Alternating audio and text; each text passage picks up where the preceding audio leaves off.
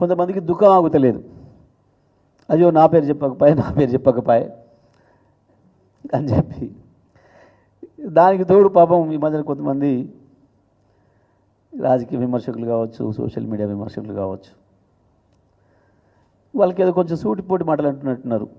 అయ్యో సారు నువ్వు కానీ పేరు తీసుకోవద్దా, పాపం ఒకటే మాటతో అనువదిలిస్తేవేంది మూటలతోని, ఇంత అన్యాయమా, నువ్వు అంత కష్టపడుతుంటే వాళ్ళ పేరు చెప్పొద్దా నువ్వు అని చెప్పి అంటున్నట్టున్నారు. పాపం అక్కడెక్కడ వింటున్నట్టున్నారు.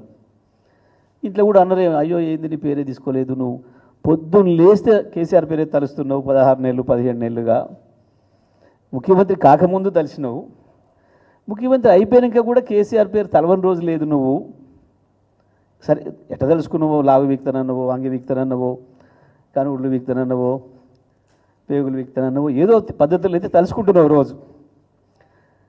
నిన్ను పేరు ఒక్కసారైనా తలుసుకోకపోయాని బాధపడుతుంటున్నావు. నేను నీ పార్టీ ఎమ్మెల్యేలు, నీ పార్టీ మంత్రులు నీ పేరు గుర్తుపెట్టుకోవట్లేరు, పిలుస్తలేరు. ఆ అక్కసు ఇవాళ కనబడుతుంది.